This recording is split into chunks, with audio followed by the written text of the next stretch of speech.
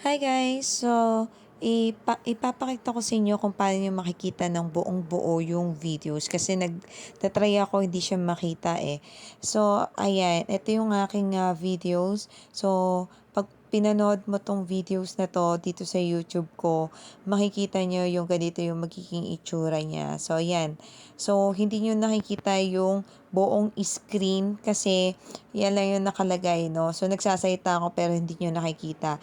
So, ang gagawin nyo para makita nyo ng buo yung tinidemo ko, i-click nyo lang yan, no, yung box na yan, para lumabas na siya at makita nyo na yung mga pinipindot ko. So, yun lang. Ayan, punta ka ng CapCut. Pag-click mo ng CapCut, ayan, pili ka ng videos mo. Pagka nakapili ka ng videos mo, ayan, kung nakikita mo, meron siyang dun sa baba. So, nag-voice over ako niyan. Ayan, naka-voice over ako niyan ha. Binoice over ko kaya meron niyang sound sa baba. Pero kung halimbawa meron namang sounds yung videos nyo, nagsasalita kayo, carry lang. Pero ito kasi, vinoice over ko to for the sample. Ngayon, pagka nag-sounds ka na, piliin mo yung text. Ngayon, punta ka ng audio captions. Pag click mo yung audio captions, dahil naka-voice over ako, yun ang click ko. Pag from video, yun ang click nyo, yung video, no? Kasi galing mismo sa video yun, nagsasalita kayo. Ngayon, pindutin mo yung melay. Yung malay, it's Tagalog lang kasi siya. Yan lang yung sounds ng Tagalog, no? Pero kung English, English lang. Dahil walang Filipino choices dito or Tagalog, kaya pinili ko yung Malay. So, once na na-click mo yan, i-click mo lang din yon para bumalik ka.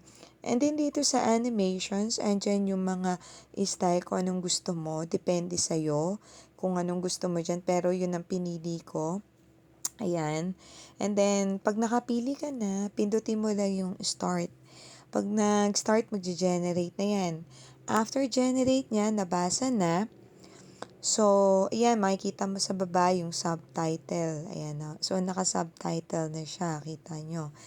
So, hanggang dulo na yan, meron na siyang subtitle. And after nyan, so, yan, nakikita nyo. So, hindi siya masyadong, kung gusto nyo baguhin na merong style, click mo lang yung ano mo, yung nasa unahan mo. Ayan, click mo yung nasa unahan. And then, i-click mo yung parang lapis, yon. After mo ni-click yung parang lapis, lalabas na dyan yung font, style, and effect. Bahala ka na. So, ito yung font. Pumili ka kung anong gusto mong font or style. Ayan, dito sa style, meron dyang auto captions na parang naka-highlight. So, pinili ko yung yellow or white. Depende kung anong gusto mo para mabasa. And ito naman na tinuturo niya, ito yung selections ng color ng font mo. Pwedeng red, white, or black. So, yan yon. After mo nakapili niyan, pwede mo i-adjust yung opacity. Pero, kung 100% palagi, and then save mo lang yung arrow na yung check, click mo yon para bumalik ka dyan. Pag nakabalik ka na dyan, ayan, there you go, meron ka ng subtitle. Ngayon, kung dahil melee ito, yung pinili natin, may mga words dito na wrong, mali yung spelling. So, nakita mo yan.